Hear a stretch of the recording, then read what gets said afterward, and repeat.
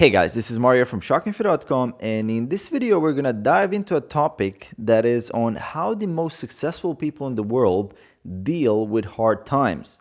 It's a very interesting and fascinating topic that I had a lot of fun researching and actually looking into to find the secret. Because we're all wondering, what is the secret? I mean, what separates them? What is the trait? What is the behavior? What is the way they feel, like the way they think, that is different from these people that have, I guess, an image that we perceive them as the people who can handle anything, that anything life throws at them with no issues. So what is the secret? Well, that's what we're going to find out in this video. And first off, I want to start with a story. And that is a story, let's say two friends go on a diet and both of them fail. And let's say the friend one goes on a diet, and when he fails, he looks at that as a sign that he needs to learn more about nutrition, maybe become a little bit more consistent in the gym, and that he's going to have better results, right? Common sense. And the friend two, however, he's thinking maybe, hey, I mean, I tried this diet thing. I tried the gym selfie. I try to tag my friends in the gym memes and things like that. It's just not for me. I failed, and maybe this whole diet thing is not for me. And it's not very hard for us to assume and estimate which one of these guys will eventually succeed, which one is going to have long-term success when it comes to their health and to their nutrition and specifically toward their training, right? I mean, that's not very hard to guess from this story.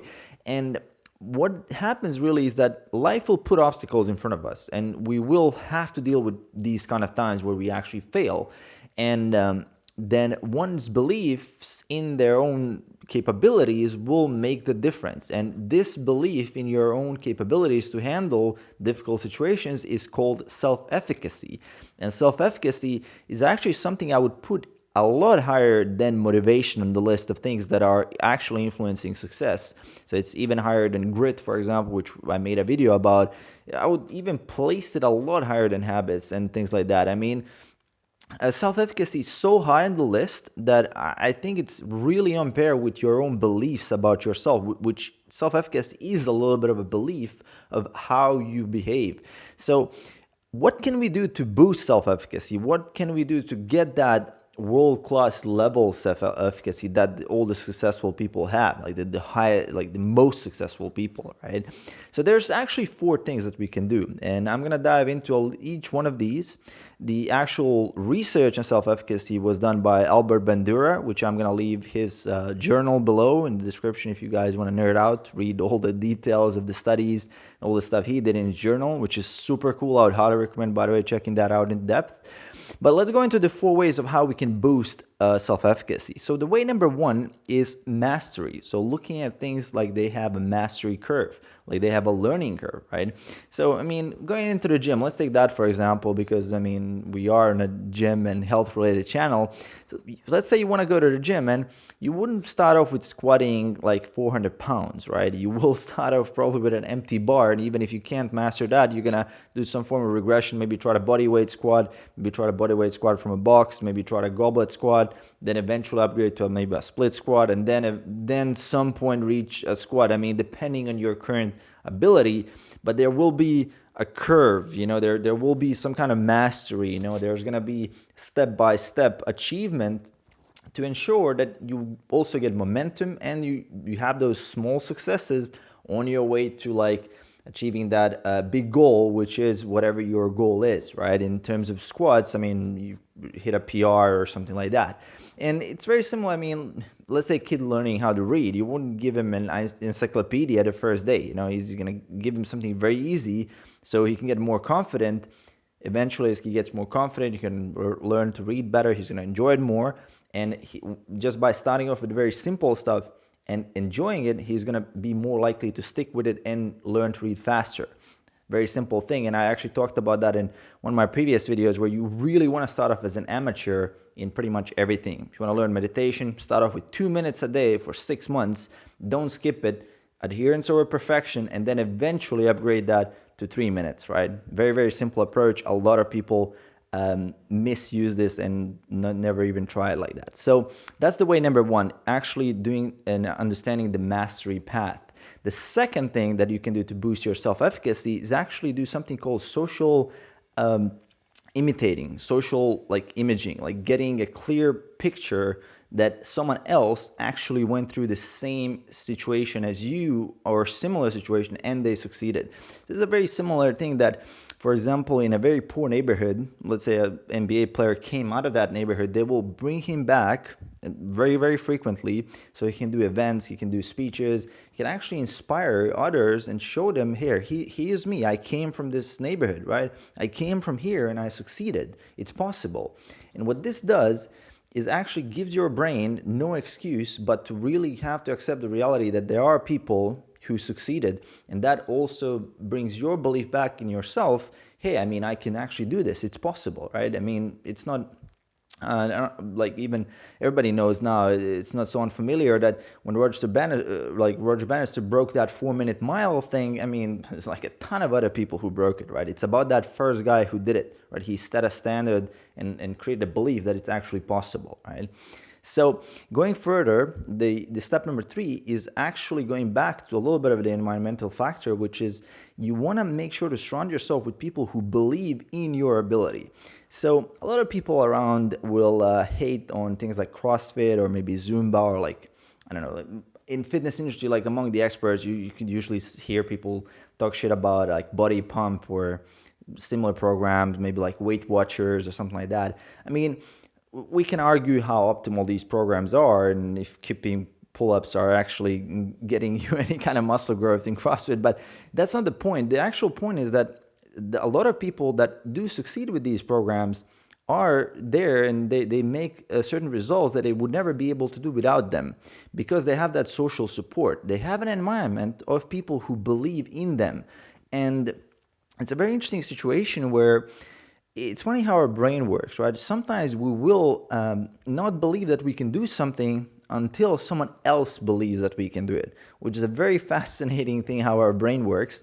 And it really is that, I mean, we are social creatures. We really respond awesome to having that and social encouragement. So very, very big thing. Surround yourself with people that you can see that are encouraging you, they're believing in you, right? You can do that online, offline, and in all sorts of different ways, right? There's many different ways to stay connected and social in today's age, right?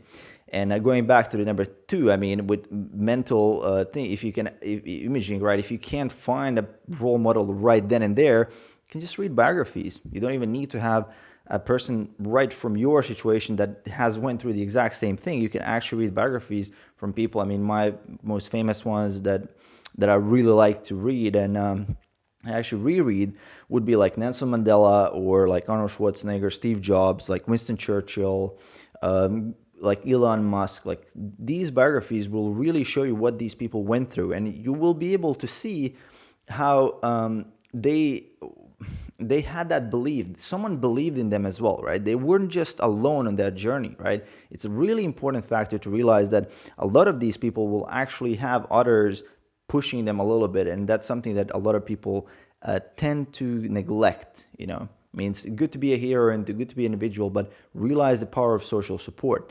And the fourth way to boost your self-efficacy would be to view things from objective reality and not fake it till you make it, right? Fake it till you make it is a very famous way to like actually encourage people, and it might work in certain scenarios, but the thing is, you get too attached to an outcome, right? So an outcome could be good or bad. Regardless of what outcome you assume, you are eventually setting yourself up for failure. Because I mean, if you always assume a good outcome, or if you always assume a bad outcome, you're probably gonna be right sometimes, but sometimes you're gonna be completely wrong. So why not assume the simple experience? Why not assume just the process of doing it, right? If you're about to go into a meeting where you want to close a business deal, you wouldn't, I mean, some people will just give you advice, hey, just assume that everything will go perfect. And then maybe you're just going to go in there and you're going to believe that everything's going to go wrong.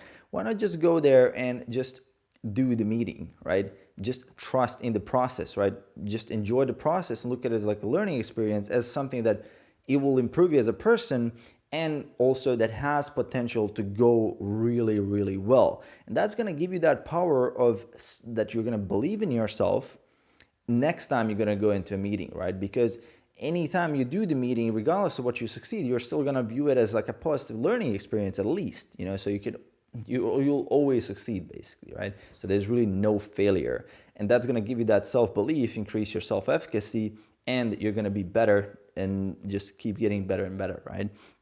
So those would be the 4 ways how to boost your self-efficacy. I hope you found this topic as fascinating as I did, and definitely one of the things that really interests me in just learning about psychology. And I found this concept of self-efficacy to be extremely important. And as I said, I would place it a lot higher than habits, discipline, motivation, and these kind of things that most people are concerned with, but not a lot of people know about self-efficacy and the power it really holds over our beliefs, our way we think, and the way we feel, right? So it's a really important concept. So if you guys find this concept interesting, and if you want to share a couple of ideas with me and maybe a story that is kind of related to self-efficacy, I'd love to hear that in the comments below. So definitely leave it below. Share your thoughts. What do you think? And if you enjoyed this video, make sure to click subscribe below to support the channel once again, and I'll see you in the next one. Peace.